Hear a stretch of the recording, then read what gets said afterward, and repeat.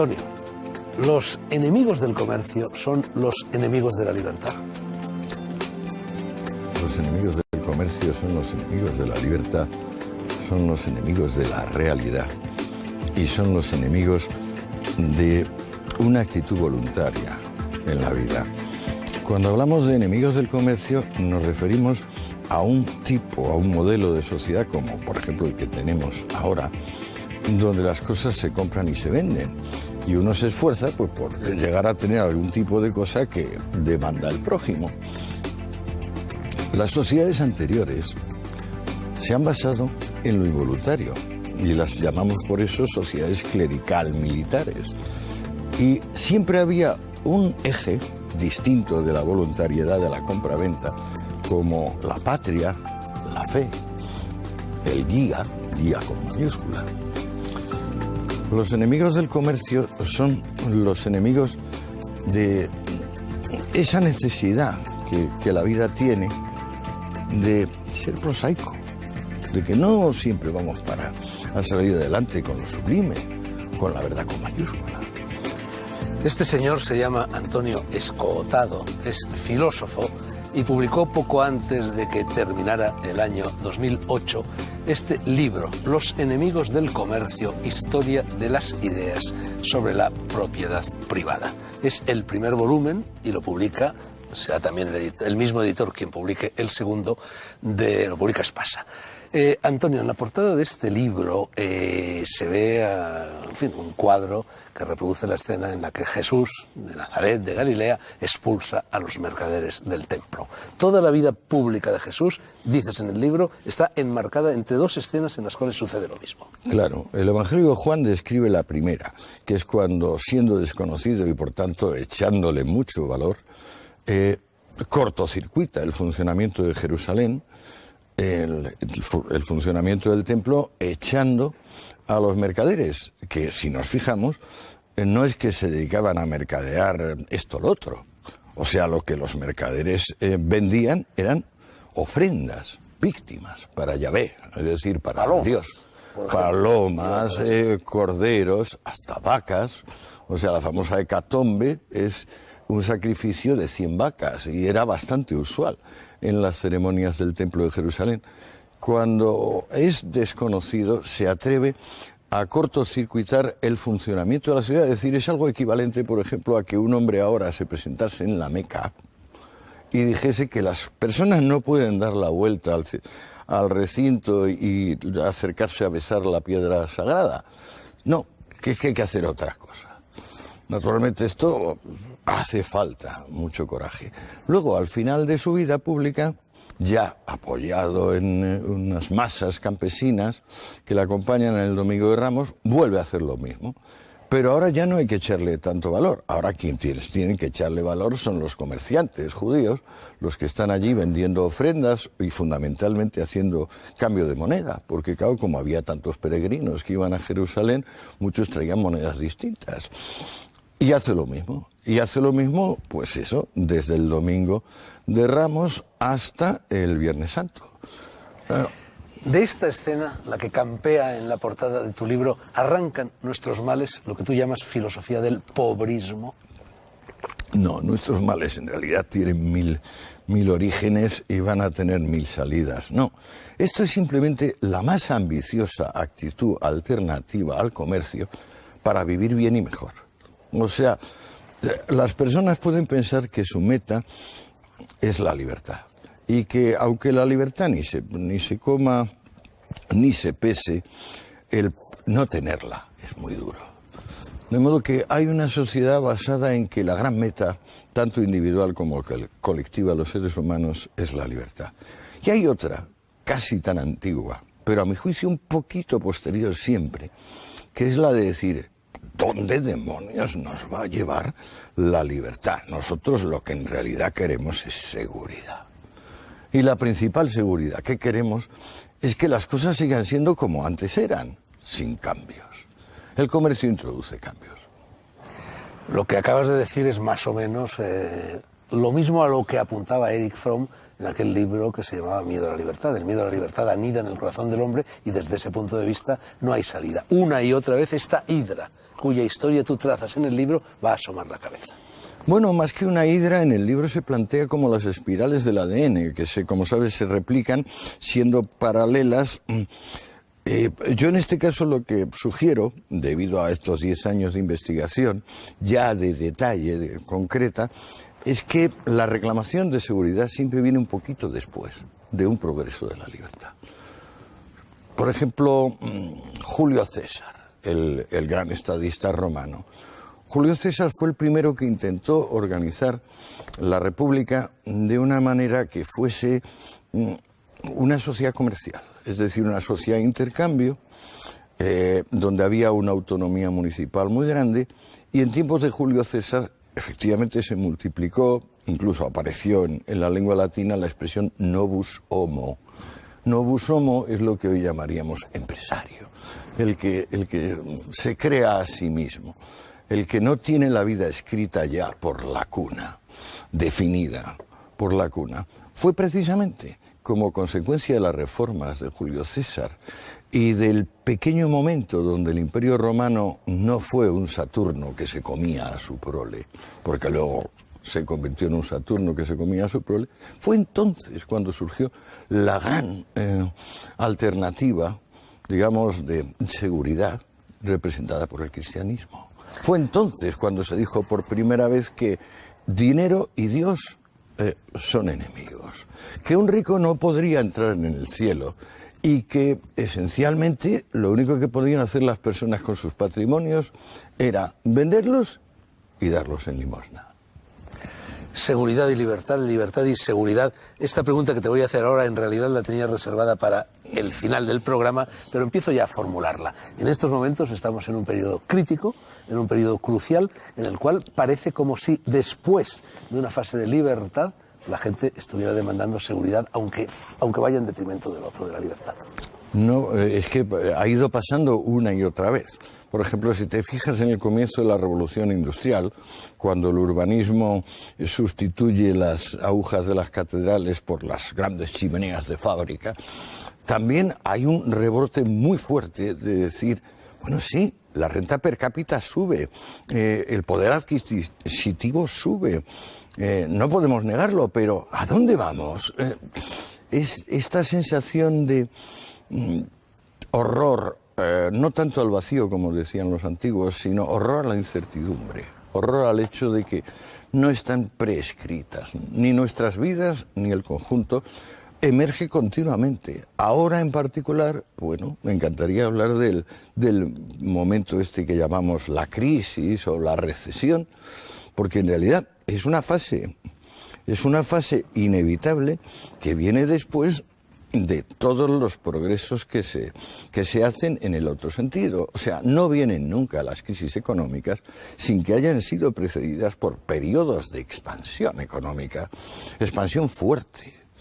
En el caso actual, venimos de lo que Greenspan, el gran banquero de la Reserva Federal Americana, que acaba de sacar un tocho enorme llamado la era de la turbulencia. ¿Más grande que el tuyo? No, un poquito más pequeño que el mío. Pero lo acaba de sacar en Penguin a 8 meses, la era de la turbulencia. Greenspan dice, ¿de qué venimos? Venimos de 8 o 10 años de exuberancia irracional. ¿Qué es la exuberancia irracional? Bueno, el inaudito progreso que ha representado Internet y en general la miniaturización de los productos industriales. Volveremos a hablar de esto antes de que termine esta conversación. Nietzsche decía en el siglo XIX que la actividad del futuro más noble sería la de los comerciantes, la de los mercaderes. ¿Se equivocaba? No se equivocaba, pero si es que lo odioso del mercader para la actitud que busca la seguridad es precisamente que se enfrenta con dos colosos como la suerte y la competencia. Ninguno de esos dos colosos hace frente, por ejemplo, al pontífice religioso o al héroe militar, al caudillo. El problema del comerciante es que tiene que ser mejor que otros a la hora de conseguir una cosa prosaica que nos interesa a todos, y es o bien producir algo que no se había producido, o bien producir algo ya producido pero de una forma nueva, con otro precio o con algún tipo de valor añadido que lo hace atrayente. Contra él tiene siempre la mala suerte, la aleatoriedad y la presencia de competidores. Lo que en realidad odia el sentimiento de seguridad es la competencia. Porque hasta donde puede llegar, digamos, el clérigo y el militar y el místico, el espiritualista en general, es a una justa medieval, de esas de Ricardo Corazón de León, con grandes lanzas, o si no, a someterse al cónclave de los aspirantes a papa, al cónclave secreto, hasta que al fin ya consigue la votación. Fuera de eso, ya no hay competencia. La vida del comerciante, la vida del industrial. Yo, por ejemplo, me considero un empresario. Mi empresa es Antonio Escotado, sin S.A., igual que creo que tú eres un empresario. Tu empresa es Fernando Sánchez Dragó. Pues tenemos continuamente que hacer frente a que lo que sale de nosotros pues mantenga un nivel de aceptabilidad superior a lo que sale de otros. Y si no, no hay. La base del mundo imaginario de los enemigos del comercio es Dios proveerá. La idea que decía Jesús en los evangelios, pero fijaos que los pájaros y los lirios no se buscan el alimento ni están pensando en el mañana. Daos cuenta que si vosotros pensáis en el mañana, además de comportaros irracionalmente, blasfemáis contra la divina providencia. Antonio, un paréntesis para hablar de la génesis, del desarrollo, del crecimiento de este libro. Tarea descomunal, ¿no? 10 años volcados día a día en este primer volumen y en el segundo que ya casi está terminado. El segundo estaba terminado antes que este. Lo que pasa es que me di cuenta que no podía empezar con Carlos Marx, que la cosa venía de mucho más gorda, entonces me metí en un nuevo cisco. Ahora, cuando ya he escrito me encuentro con que el segundo tiene que tener un salto cualitativo y ahí me estoy rompiendo la cabeza, pero me está saliendo relativamente tolerable, digamos. Esta es la obra de tu vida. Es la obra de mi vida. Más que la historia de las drogas, que también era un libro monumental, ¿no? No, en realidad mi libro, donde yo más corazón puse, y quizás otra decena de años, fueron en realidad y sustancia un tratado de metafísica, pero claro, es el libro más absolutamente extemporáneo, intempestivo y absurdo, y yo comprendo que solo se lo vayan a leer 5 o 10 profesores de esa ciencia desaparecida que llamamos metafísica o ontología fundamental, que viene a ser algo así como la alta poesía en pura prosa, y que yo creo que se acabó prácticamente, pues no sé, yo creo que con Hegel se acabó la ontología o la metafísica. Pero no, este tiene la ventaja de que como me obliga a estudiar en cada momento la economía, la sociología, la estética, la política y luego lo que siempre ha sido el contenido de la historia, que es la peripecia personal de que si fulano y mengana estaban bien o estaban mal y que si fulano le mató al otro y toda esa parte que es lo que constituye el 95% de la historia recordada, o de la historia que está en la gente, al darme ocasión de querer saber todo de un asunto, pues no acabo sabiendo todo, pero sí que me llena las horas de cada día, las horas de cada mes, las horas de cada año. Le va dando sentido a la vejez. En realidad este libro es una historia universal, al menos una historia universal del mundo occidental con calas. Exclusivamente del mundo occidental con calas a la actitud, digamos, islámica, a la actitud china, pero sí, he tenido necesidad de reescribirla, pero para mí mismo. El libro es una obra de autoaclaración. Y bueno, la mitad del tiempo ha sido evitar que la acumulación de datos no resultase estomagante. Te iba a hablar de eso. La acumulación de datos que hay en este libro, de datos además cruzados continuamente, es tiene una envergadura tan tremenda que esto sin Internet no se hubiera podido escribir nunca. Nunca. En realidad yo descubrí Internet allá por hace 5 años o así, lo descubrí como reserva de las grandes obras de la humanidad que no eran accesibles, bueno, grandes y pequeñas, por ejemplo... Las primeras fuentes. Claro, fuentes primarias, digamos, desde el siglo III de nuestra era, que es cuando se acaba la Edad Clásica y empieza el Bajo Imperio y las sombrías tinieblas del mundo seguro, pues desde entonces hasta el 18-19, que un buen lector como nosotros ya empieza a tener textos, pues todo eso, ¿dónde demonios tienen los cronicones medievales? ¿Dónde está el derecho eso medieval o del renacentista o barroco? Pues está en Internet. Es cuestión de buscarlo un poquito, pero igual que se habla de que los seres humanos no son suficientemente generosos y no ceden en limosna, entres en Internet y se observará que millones de personas regalan su tiempo en forma de le digitalizo esto, le digitalizo aquello, le hago un estudio de aquello, perfectamente gratuito. Yo, por ejemplo, mi obra está en Internet bajo un sistema que me propuso el amable hombre que me ha hecho la página, porque yo nunca me metí en esto, que se llama Copy Freedom. Copy Freedom significa usted es totalmente libre de copiar e incluso no citando. Pero si tuviera la gentileza de citar el origen, pues estaría bien.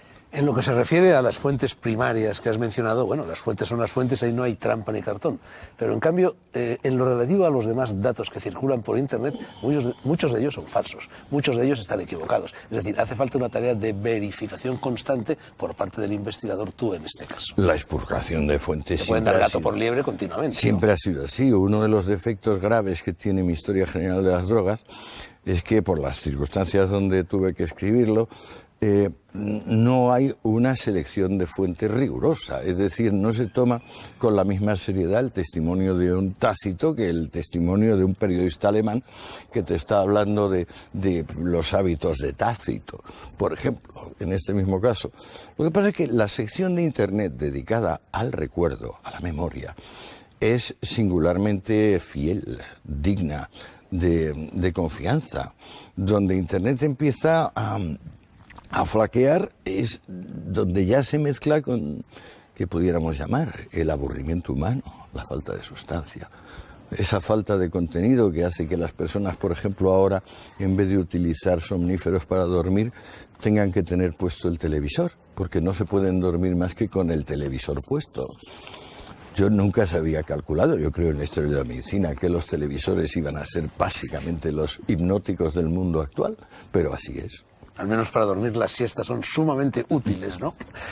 Antonio, el libro lleva dos dedicatorias. Una de ellas reza a Enrique Galán, que yo no sé quién es, que me dio el consejo justo sobre este libro. ¿Cuál fue ese consejo? Me dijo Enrique, que es un físico y psicólogo, me dijo, reescribe el libro.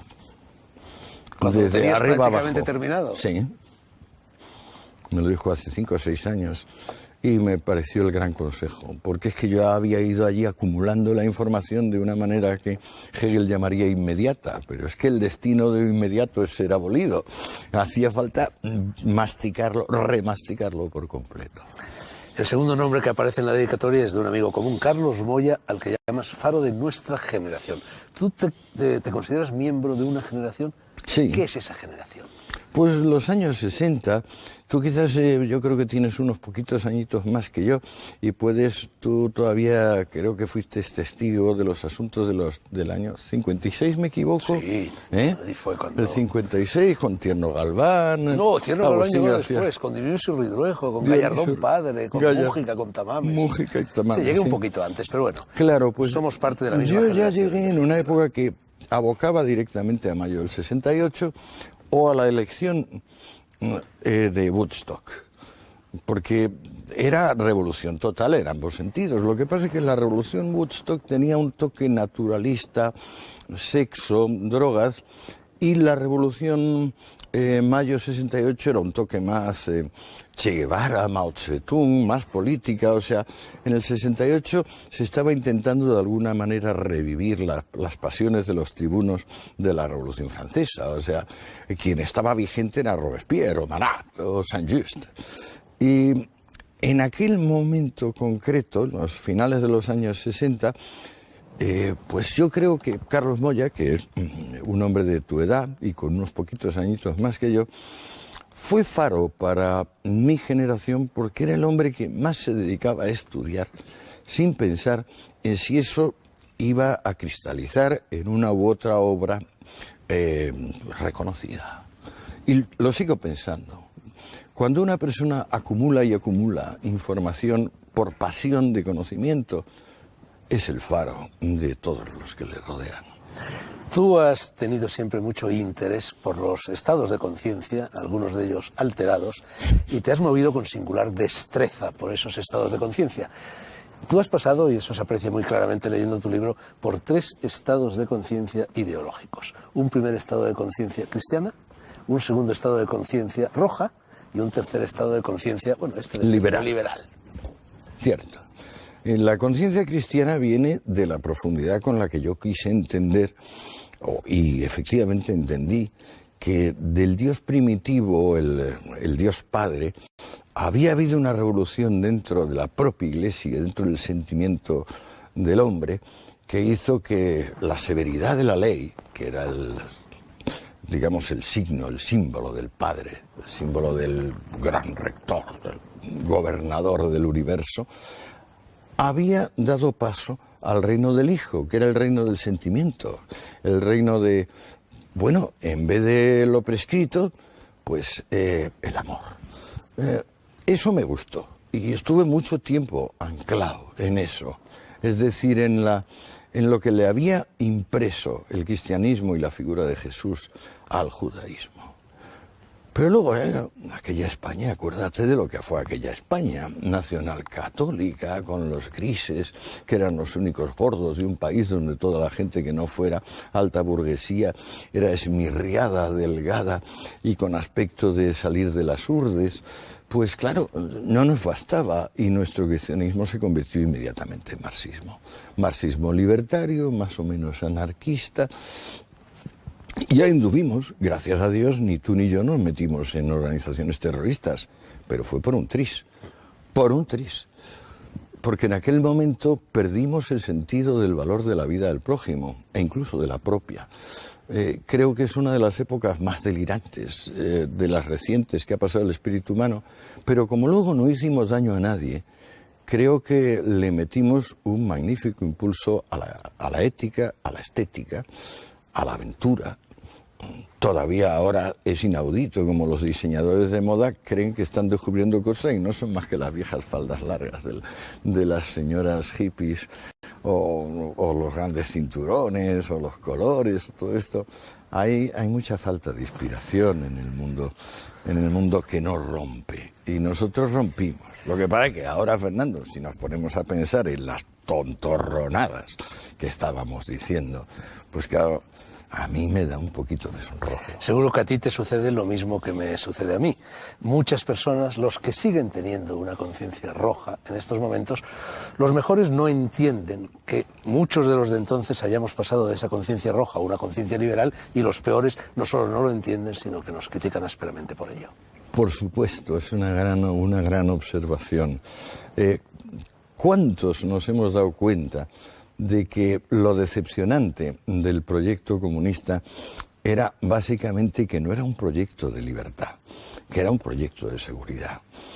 ¿Cuántos todavía siguen pensando Dios proveerá? Y en la vida agradable de los lirios y de los pajaritos. El sermón de la montaña. El sermón de la montaña, que básicamente dice: bendito sea el pobre de espíritu. ¿Qué quiere decir pobre de espíritu? Pues bueno, ahí espíritu traduce el griego pneuma, alma, o sea, es una formulación inequívoca. Quiere decir algo así como que nadie me quite mi rencor. Tengo derecho infinito a mi resentimiento y además tengo derecho a proyectarlo sobre los demás. Y entonces no solo a sentir resentimiento propio, sino a adherirme a un credo victimista. O sea, en general los demás pues son unas pobres víctimas de... Y entonces ya se busca en la naturaleza aquellos pocos animales que, en vez de ser imprevisores, como los lirios y los pájaros, se han tomado el trabajo, yo qué sé, de convertir el coche, que era un artículo de lujo que solo tenían unos millonarios, a ser un artículo democrático, como hizo Henry Ford, se tomaron el trabajo de convertir los ordenadores que estaban en las salas del Pentágono y que tomaban pues el tamaño de este estudio en una pequeña pieza que podría usar cualquiera. Y entonces, claro, sacaron adelante imperios que prácticamente fueron monopolios en sus comienzos, porque monopolio consiguió Ford, monopolio ha conseguido Gates, monopolio real tiene ahora, por ejemplo, Google. No se quiere entender en la profundidad del entramado histórico, el hecho de que no somos alfombras vulgares, somos alfombras persas, de triple nudo y además hechas de seda. Y el que no se quiere dar cuenta, pues no pasa nada, todos nos vamos a morir. Y las culturas también se morirán. Pero entre tanto tenemos este momento de increíble prosperidad y también de increíble vulgaridad, donde estamos viviendo. El rojo sigue pensando que es que, bueno, si le quitamos al rico lo suyo y lo repartimos entre los pobres, entonces podemos vivir todos prósperamente. Eso es una insensatez a la cual pues, dedicaré un millar de páginas para desmontarla en detalle. Yo, como Enrique Galán, también te di un consejo cuando estabas escribiendo este libro, consejo que no seguiste. Era un consejo que se refería al título. Te sugerí, sigo pensando que era un título más comercial que el que al final le has puesto, que llamaras este libro, jugando un poco con la crítica de la razón pura y la crítica de la razón práctica de Kant, que lo llamaras crítica de la razón roja. Sí, me di cuenta, pero es que, ¿y qué haría con este primer volumen, donde aún no han aparecido los rojos? Hubiera tenido que guardármelo en el bolsillo. Bueno, no han aparecido y sí han aparecido. Este volumen termina prácticamente con la Revolución Francesa, sí. Pero la Revolución Francesa era ya una revolución roja, al menos en la que estaba predeterminado todo lo que iba a suceder cuando los rojos propiamente dichos llegaran al escenario de la política. Cierto, o sea, estaban los métodos, los símbolos, el discurso, los puntos de vista. La revolución de 1789, ya desde 1791, es completamente y claramente comunista y roja. Pero la bandera roja solo se levanta en la Comuna de París de 1848. O sea, le hace falta medio siglo. Y es más, las atrocidades que se cometieron en nombre de imponer la virtud directamente, eso que llamamos el periodo del terror, terror con mayúscula, que los franceses luego en el último periodo, o sea del 92 al 94, lo llaman el gran terror, la grande terror. Esos eventos del terror generarán al mismo tiempo admiración y rechazo. El motivo de que no se llegue a levantar la bandera roja en el París de Robespierre y que sí se levante en 1848, el mismo año en que escriben Marx y Engels su manifiesto, es porque el intento de cumplir directamente la enemistad hacia el comercio enfría los ánimos. O sea, Europa se asusta realmente. Europa pasa 50 años de terror por el terror.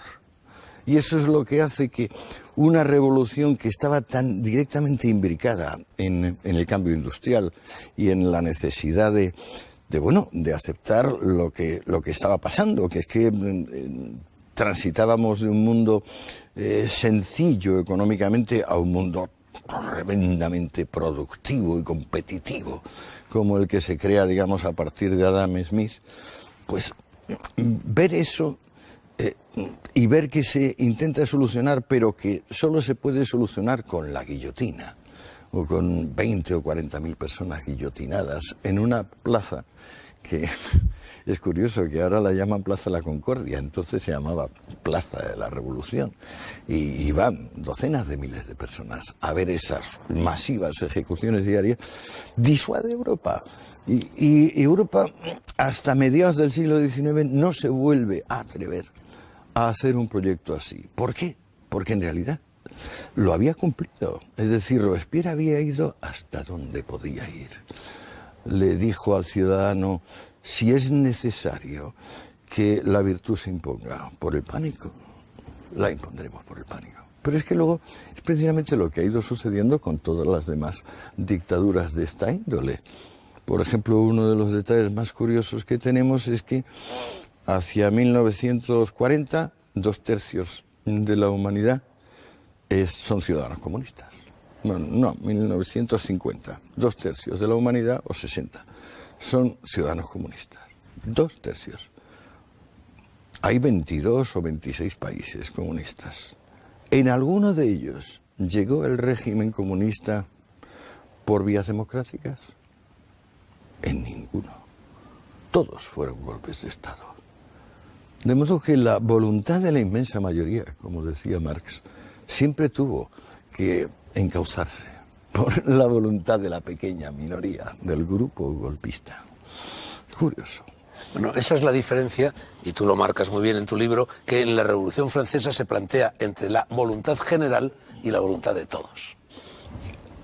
Claro, porque es que Rousseau habla de una voluntad mística que necesariamente tiene que ser encarnada por un Lenin, un Hitler, un Mussolini, un Stalin. Eso es la volonté general, que es infalible. Y luego la voluntad de tous, la voluntad de todos, es una mera cosa numérica, es un recuento. Por ejemplo, en cualquier país, se nos salimos completamente del tema, pero propongo el siguiente inciso. ¿Por qué demonios no en nuestro país la voluntad de todos, que es básicamente apoyar a dos partidos, no se manifiesta en una alianza de esos dos partidos, sino en que cada uno de esos dos partidos pueda oponerse al otro haciendo alianzas con pequeños subsectores marginales? Bueno, eso sería un argumento indirecto a favor de Robespierre, de Rousseau o de Lenin, ¿eh? Yo hace cosa de 3 años leí un libro autobiográfico de Dos Pasos, Años Difíciles, creo que se llamaba, y me topé en él con una frase, con algo evidente, pero algo sobre lo cual yo nunca había reflexionado. De repente dice Dos Pasos en ese libro: la única garantía de la libertad es la propiedad privada. En definitiva, tu libro persigue este concepto, glosa este concepto y demuestra la veracidad de este aserto. Claro, no, o sea, en realidad toda la dantesca situación que viene desde el Bajo Imperio, o sea, desde la crisis posterior a los antoninos, o sea, Marco Aurelio, Trajano, que fueron los últimos emperadores más o menos bien intencionados y competentes, hasta prácticamente, ¿qué te voy a decir yo?, la revolución comercial que se llama, el siglo XII, XIII, es que los derechos de propiedad no se pueden transmitir. Pura y simplemente no se pueden transmitir. Yo no lo sabía. Cuando me puse a escribir este libro, no sabía que el derecho medieval prácticamente no protegía la propiedad privada, que había disuelto los límites de la propiedad privada. Si te fijas en tiempos de Carlomagno, un poco antes, un poco después, la propiedad es de todos y de nadie. O sea, tal feudo pertenece primero al rey, luego al obispo de turno, luego al noble local, luego al pueblo, luego a tal familia. El derecho medieval está caracterizado por pleitos donde alguien intenta vender algo, incluso un bien mueble, digamos un caballo, una armadura, y viene la familia y anula esa venta, diciendo que se ha atrevido a considerar suyo lo que es de todos. Si leemos las capitulares de Carlomagno, las de Luis el Piadoso, Ludovico Pío, su hijo, descubrimos no ya una cosa antipropiedad privada, descubrimos el gran manifiesto que dice que aquí no va a haber comerciantes. En lenguas medievales la palabra negotiator, o sea, comerciante, empresario, desaparece prácticamente entre el siglo VI y el siglo XII. No se existe. O sea, es un desvanecimiento léxico colosal que revela hasta qué punto el cristianismo, y es una vergüenza que los historiadores no lo hayan reconocido como tal hasta ahora, el cristianismo se lleva el gato al agua y crea una sociedad completamente comunista. Lo que pasa es que las sociedades comunistas nunca han podido prescindir de un guía, tanto de un guía religioso, que es el ideólogo, acuérdate de Suslov, como de un líder militar, que es el mariscal fulano, el mariscal sutano. En el fondo, digamos, las soluciones igualitarias siempre han tenido como gran debilidad el hecho de que no podían difundir la decisión. O sea, no se podía hacer mayoritaria la elección. Lo fundamental es que este dejó, antes de morir, y murió porque lo perseguía la Revolución Francesa, el teorema de los jurados. ¿Qué significa el teorema de los jurados? Que es la base de la democracia, que cuanto más personas decidan sobre una alternativa, más posibilidades tienen de estar en lo cierto. O sea, cuanto menos personas intervengan, menos.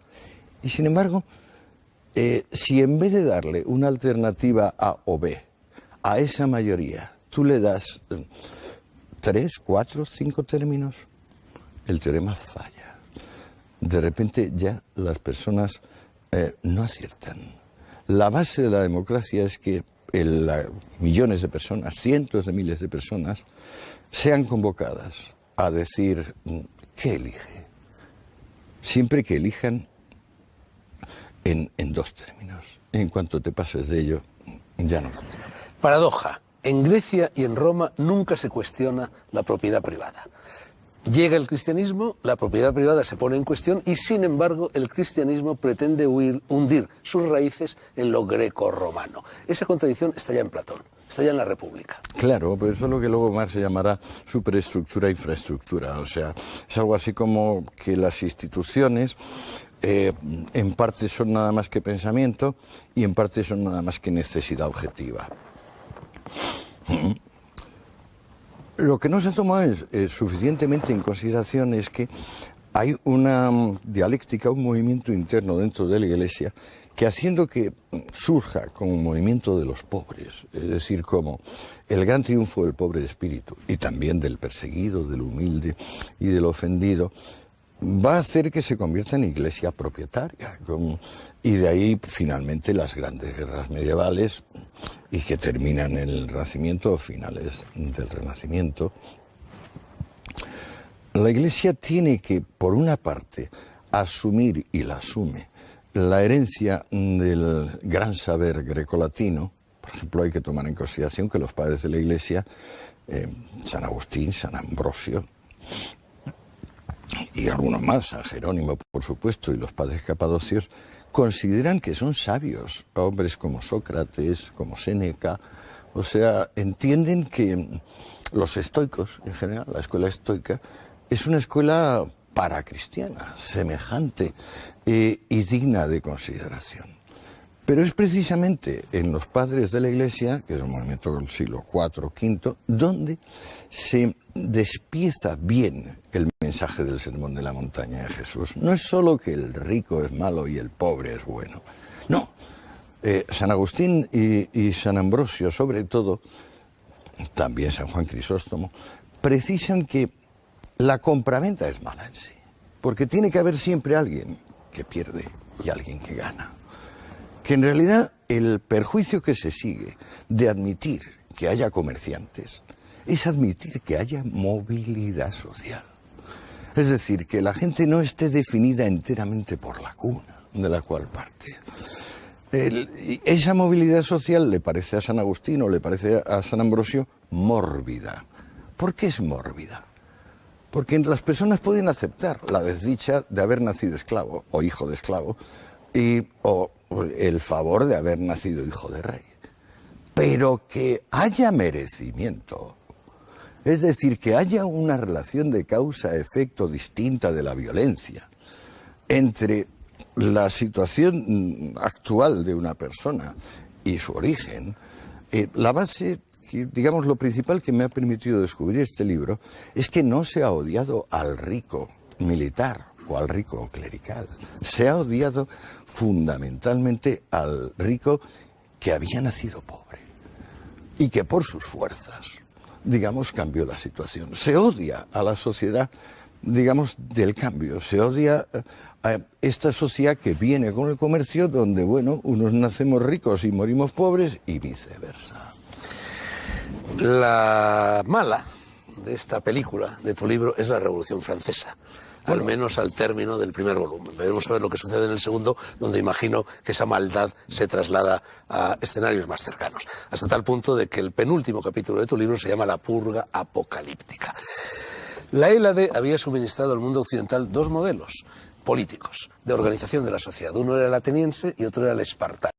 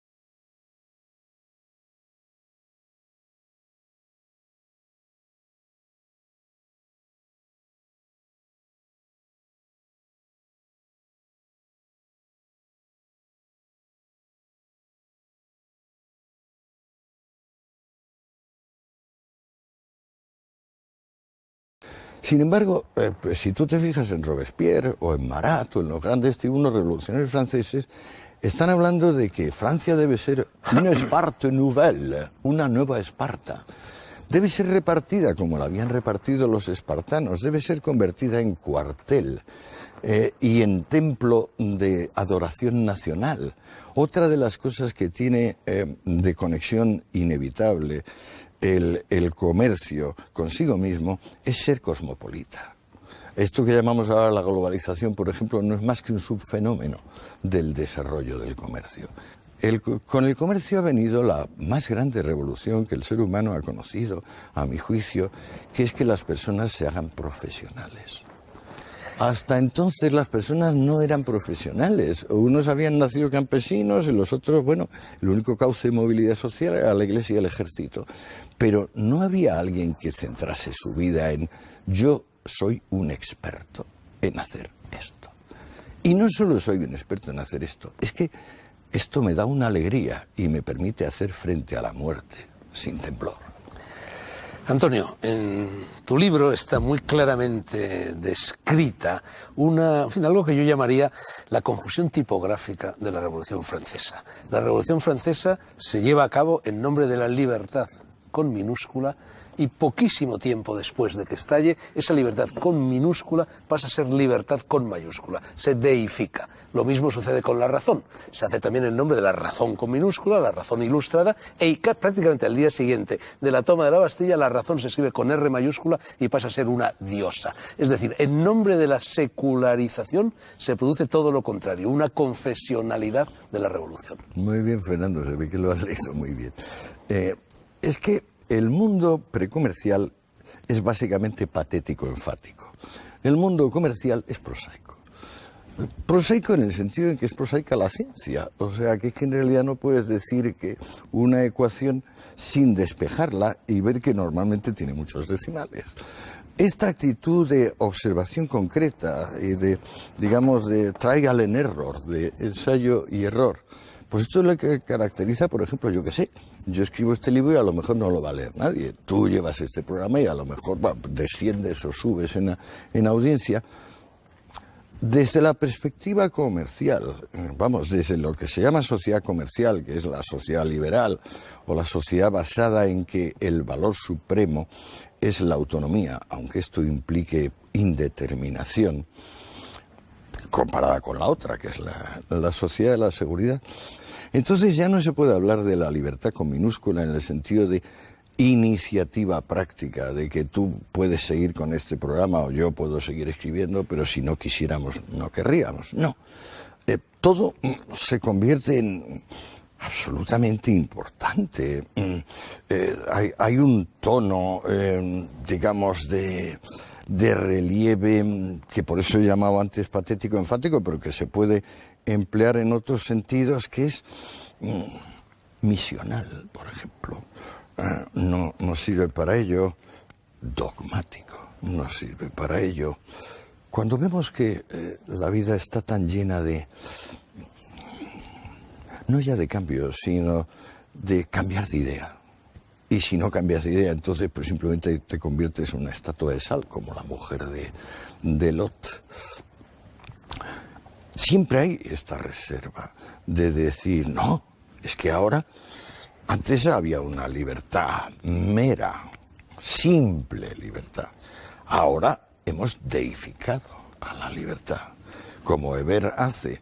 No es que tengamos procesos racionales y que unos despejen bien las ecuaciones y otros las despejen chapuceramente. No, hemos cambiado todas las iglesias de Francia y más de 1000 templos. Son templos a la razón, con mayúscula. Esto es consustancial, porque si tú te fijas luego en el proceso que se puede dar en la China de Mao o el que se da en la Rusia de Lenin, siempre implica el mismo movimiento patético, enfático, dogmático, adjetival. Empiezan a importar mucho más en el discurso los adjetivos y los adverbios que los sustantivos y los verbos, aunque los sustantivos y los verbos son la esencia de la lengua. Por ejemplo, en el 19 la primera reacción que se tiene ante la revolución industrial es el gran movimiento utilitarista, la razón utilitaria. Bueno, pues si tú luego te pones a mirar en detalle qué dice Malthus, qué dice Ricardo, Bentham, no hablan son hedonistas, no hablan de lo deseado o de lo que deseamos, no, hablan de lo deseable. Se hace todo adverbial.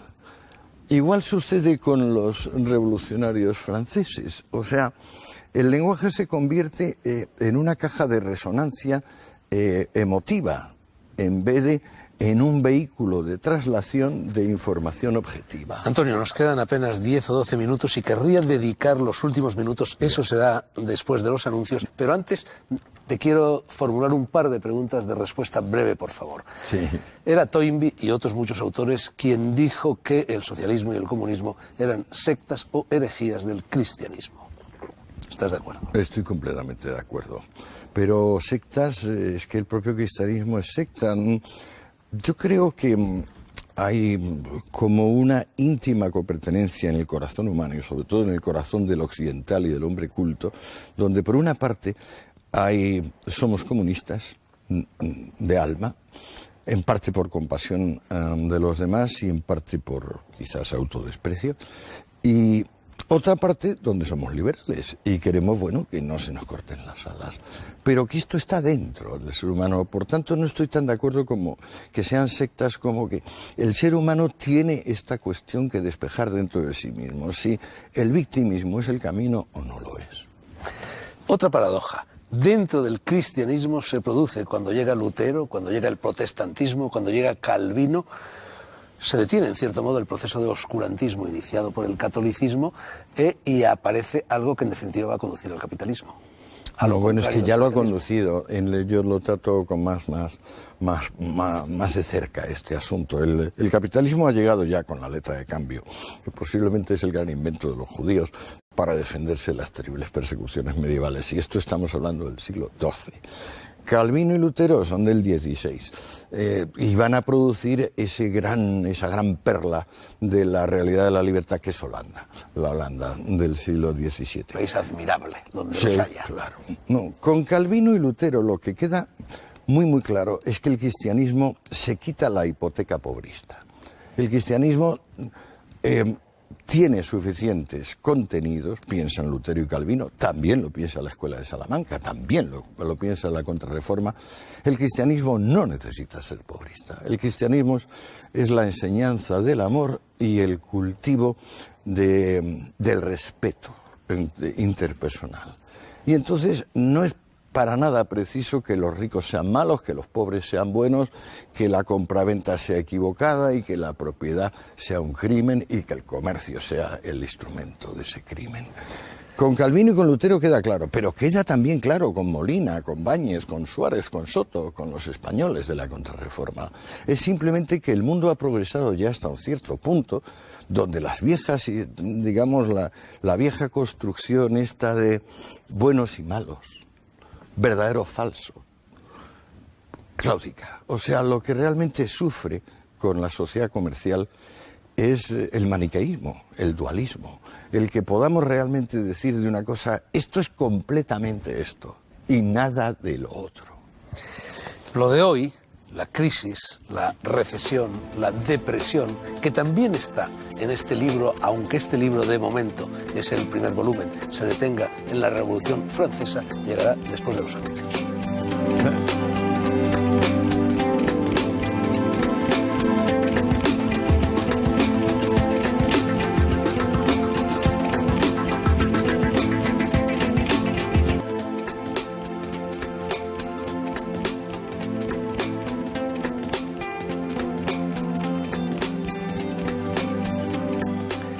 Seguimos 10 o 12 minutos todavía en las noches blancas hablando con el filósofo Antonio Escootado de su último libro, Los enemigos del comercio, publicado por Espasa.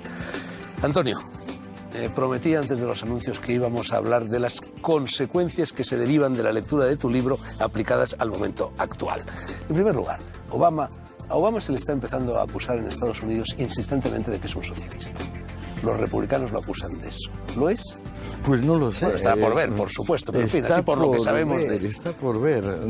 La verdad es que le ha dado una inyección de optimismo al mundo en un momento donde le venía fenomenal. Y de mesianismo también, ¿no? Sí, bueno, pero mesianismo parece más fuerte todavía en el caso de su antecesor, Bush, que parece como una especie de error extraño de la historia, porque tener a una familia de presidentes de los Estados Unidos como George Bush padre y luego George Bush hijo, que son los dos una mezcla de analfabetos y de gente entrampada con el big business, el gran negocio, los grandes negocios americanos, ha sido pues una de las desgracias de finales del siglo XX y principios del XXI.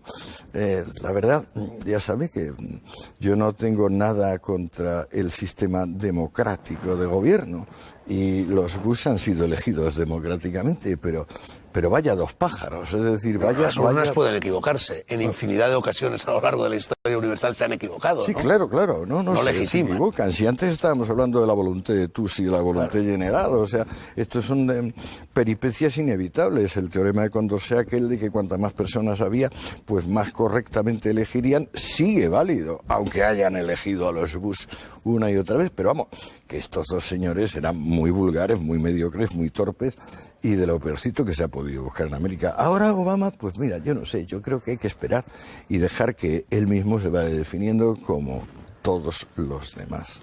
¿En qué parará la crisis actual, si es que para? ¿El liberalismo saldrá indemne de ella? Porque en estos momentos, una vez más, está puesto en tela de juicio. Bueno, es que se le acusa de haber causado lo que no ha causado en modo alguno, pero en fin. Es una de las ridiculeces. Se supone que el fraude, la estafa, que es el consustancial a la sociedad clerical militar, que es lo que hacía, digamos, pues la sociedad espartana, la sociedad romana, la sociedad medieval y la sociedad anterior al régimen democrático de transparencia, elecciones y prensa libre, que es el que tenemos. Bueno, se le atribuye la estafa y el fraude al mundo liberal cuando en realidad es la hipoteca que arrastra de ser el heredero de sociedades clerical militares. Encima se pretende que de esta crisis en concreto, de la que espero poder decir algo un poco después, que esta crisis se va a resolver con más regulación. Y esto es completamente ridículo. Esto es tan absurdo como pensar que el problema de que tenemos pocos hijos en España o de que hay miedo al matrimonio se va a solucionar con la Ley Integral de Violencia de Género del 2003, que lo que hace es poner el matrimonio mucho más peligroso y entonces, pues claro, va a reducir inevitablemente, va a producir una chepa demográfica a su debido tiempo. No puede solucionarse la crisis actual con más regulación, pura y simplemente porque los problemas de la crisis actual se deben en gran medida a la regulación. Lo que pasa es que a una mala regulación. Las personas que hablan de esto deberían informarse.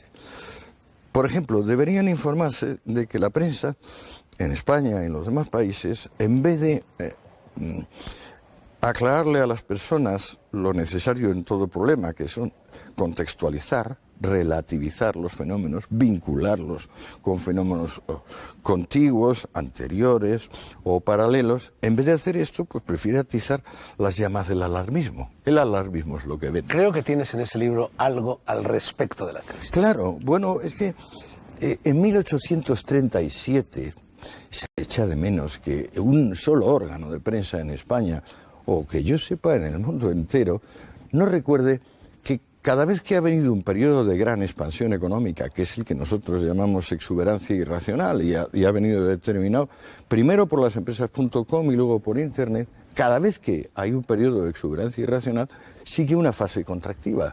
O sea, inevitablemente, como es en la vida, o sea, cada vez que uno hace mucho ejercicio, luego se queda, digamos, sin aliento. Eso es dialéctica hegeliana, tesis, pura, antítesis, claro, pero es síntesis. que es elemental.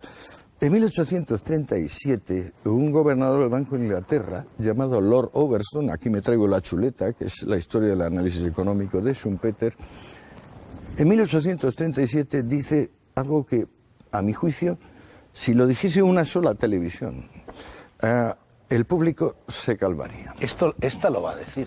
Ahora, que esta televisión lo va a decir. Esta lo va a decir, sí. Hombre, no es exactamente un telediario. No lo es. Ni lo va a algo decir es algo. Ni Zapatero ni Rajoy, pero algo es algo. En 1837, es decir, hace unos 170 y pocos años, el gobernador del Banco de Inglaterra, encontrándose con un fenómeno recurrente, le aclara al público inglés que después de periodos de gran actividad económica se sigue él lo llama un estado del comercio. Ahora nosotros lo llamamos ciclos. También ahora sabemos que los ciclos son parte de superciclos mucho más amplios, de 40 o 50 años, pero el Lord Overstone dice que el estado del comercio en 1837 va a seguir por las siguientes 10 etapas. Reposo, mejora, confianza creciente, prosperidad, excitación, recalentamiento, convulsión, presión, estancamiento, escasez y nuevamente reposo. ¿En cuál estamos ahora? Yo creo que ahora estamos prácticamente en la fase de... Me parece que estamos al principio, excitación. Yo diría que estamos al principio. O sea, creo que el ciclo actual incluye varios ciclos negativos adicionales, va a ser uno de los más largos, pero es que también corresponde a una de las fases de alza más largas que ha conocido la historia económica de los últimos, digamos, 50 años. Consumismo, propiedad privada, libertad de comercio, ¿son parámetros equivalentes? Pues parece que sí. Sí, yo creo que el gran tema de ahora para el futuro es ver si esto que tenemos, que es una sociedad de consumo donde el poder adquisitivo ha crecido fantásticamente y hay un acceso a muchísimos más bienes y servicios para muchísimas más personas que nunca, si esto es suficiente, si esto complace a nuestra alma, si esto calma nuestro corazón. Hay un dato que es absolutamente imprescindible recordar, Fernando, que es que nuestras estadísticas, y aquí no se equivocan, no es el manejo de estadística que hacen los políticos para echarle en cara al uno al otro en vista de las elecciones, no, hablamos de una estadística más seria. Desde 1770, un poquito antes de la publicación de La riqueza de las naciones de Smith, hasta 1990, un periodo muy amplio, 220 años, tenemos una media de crecimiento en la renta per cápita para el mundo occidental. Esa media es el 2%. Eso quiere decir que cada siglo nuestra renta per cápita se ha multiplicado por 200.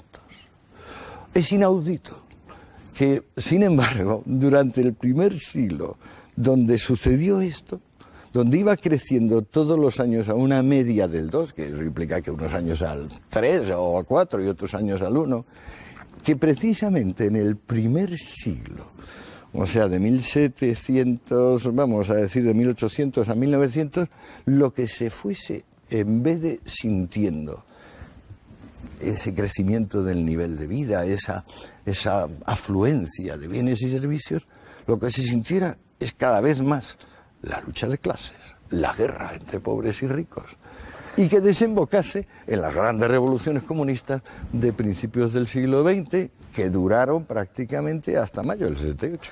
Antonio, llevamos 62 minutos, se nos ha acabado el tiempo, pero tengo por lo menos 3 o 4 preguntas y te ruego respuestas rápidas que quiero formularte. Una, inciso español, estremece. Hablábamos antes del miedo a la libertad que anida en el corazón del hombre y parece como si el miedo a la libertad anidase con más fuerza en el corazón del hombre español. Estremece recorrer la historia de España porque a lo largo de ella la sociedad, o por lo menos la política española, solo ha apostado vigorosamente por la libertad en periodos brevísimos del siglo XIX, que si el trienio liberal, que si las Cortes de Cádiz, etc. Y en estos momentos España se enfrenta a dos partidos principales, Partido Socialista y Partido Popular, que son los dos intervencionistas. Claro, y además ninguno de los dos está dispuesto a hacer lo que necesita el bien de este país, que es que gobiernen en coalición. Porque para el PSOE, ahora que se ha derrumbado, digamos, el universo con el muro de Berlín, se ha derribado el universo práctico de una economía planificada, nacionalización de la banca y de las demás empresas. Cuando esto está fuera de cuestión, este programa, que era el programa diferencial entre izquierdas y derechas, tiene que seguir viviendo de un adversario, y si no existen las derechas lo inventa. O sea, cuando las izquierdas se han convertido en centro o en indefinidas, pues tienen que seguir existiendo para que pueda existir la izquierda, porque si no se quedaría sin fundamento. En cuanto a los otros, es decir, al PP, en esta película, bueno, pues arrastra o bien una tradición, o bien, bastante más bien esto segundo, una realidad de cerrilismo, de limitación. Hay algunos líderes que trascienden y que dan la sensación de que, bueno, que nos llevan al mundo, nos llevan a Europa, nos llevan a lo que es Canadá, Australia, Estados Unidos, en fin, lo que llamamos el mundo civilizado. Otros no. ¿Pero qué le vamos a hacer? O sea, este país no es que ya es cerril, este país es una cultura funeraria, como Italia o como Portugal, o como la Grecia actual. O sea, en este país las personas empiezan a valer cuando son fiambres. O sea, y esto ha sido de siempre. Y no lo vamos a cambiar por un decreto. Lo privado funciona mejor que lo público, lo privado es más barato que lo público. Estas son evidencias que cualquier persona racional, a mi juicio, constata a todas horas en la realidad. Y sin embargo, muchísimos españoles, más de la mitad de los españoles, creen todavía que lo público es mejor que lo privado. Claro, pero y la crisis actual se solucionaría con unos golpes de agua bendita, de regulación. Pero dice, ¿pero qué regulación? Usted sabe de lo que está hablando. Una de las cosas más habituales del ser humano es hablar de lo que no entiende, ¿no? Pues en este caso, con lo que es la magnitud de esta fase recesiva del comercio, porque ¿qué es lo que realmente es la crisis? No es que no haya dinero, lo que hay es desinversión. La gente que tiene dinero se lo guarda en el bolsillo porque no lo ve claro. O sea, porque se despilfarra el dinero de forma ridícula. Por ejemplo, como lo despilfarran los partidos políticos cuando llegan al poder, cada cual en su esfera. Pero simplemente porque hay tanta vulgaridad como la que puede haber al enchufar un televisor y quedarte viendo un programa del corazón. ¿Democracia significa forzosamente prosperidad económica? Te lo pregunto y me voy ahora a Oriente, porque yo creo que en Oriente está asomando un nuevo y sorprendente modelo, que es el chino, que se están comiendo el mundo, como sabes, y en China se produce una curiosa mezcla entre autoritarismo político y liberalismo económico. ¿Esa fórmula tiene futuro? Yo creo que no. O sea, ojalá. Ojalá para el mundo, porque la verdad es que China está tirando como una locomotora del mundo, como tiró Alemania en los años 60-70. Ojalá. Pero me parece que es un poco tigre de papel, como decía Mao de sus contrincantes capitalistas. Hay que hacer ahí un cambio en profundidad. Y este movimiento enorme migratorio que tiene China del campo hacia unas pocas ciudades, o sea, ojalá se mantenga y se pueda consolidar. Y las Olimpiadas lo han puesto un poco de relieve y tal. A mí me parece que es imposible sacar adelante una economía que no se base en las diferencias estas de salario tan brutales que tienen los chinos, como tienen hasta ahora. Que los chinos, en cuanto sus salarios suban un poco, ya no tienen margen comercial para producir y para exportar. O sea, todo el progreso de China está basado en el subdesarrollo de China. En el momento en que China o la India consigan unas tasas más altas de desarrollo, van a encontrar cada vez más dificultades para importar y exportar, para mantener ese equilibrio que es el verdadero equilibrio de la vida económica, que es producir algo parecido a tu capacidad adquisitiva. Última pregunta. Europa, una vez más, va a caer en la tentación de los aranceles frente a la avalancha China, India y del sudeste asiático? Yo creo que Europa lo tiene bastante regular. ¿Europa o Estados Unidos? Yo creo que Europa lo tiene bastante regular porque el continente está viejo y además tiene poco entusiasmo. Yo miro como focos de desarrollo inmediato mundial económico a Brasil, por ejemplo.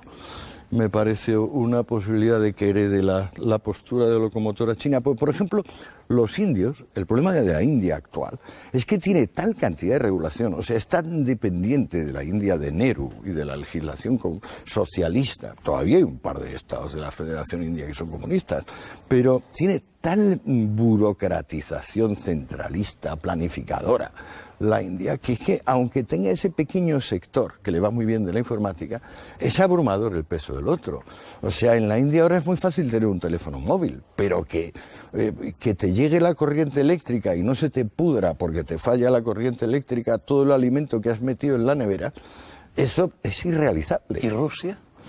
Rusia tiene una posibilidad buena, a mi juicio, con sus reservas energéticas y además tiene que... Ahora ha cerrado el grifo del gas y Europa literalmente se ha puesto a temblar. Muy bien. No, a mí la verdad es que ese pueblo con lo que ha sufrido y viene sufriendo desde Iván el Terrible de antes, pues no le puedo desear más que bien, y creo que no puede ir más que a mejor, porque todo lo que ha padecido desde Iván el Terrible es un espanto. Pero Rusia puede convertir una sociedad feudal de bandidos, de grandes bandidos, como los jerarcas ahora que se han quedado con el suministro energético, lo puede convertir en una solución original, como la que más o menos se produjo en los Estados Unidos de Norteamérica a partir de Andrew Jackson. O sea, cuando se acabó la primera generación de grandes liberales y de estadistas y el país empezó a sacar adelante las castañas del fuego, pues eso con lo que podemos llamar capitalismo salvaje, entre comillas,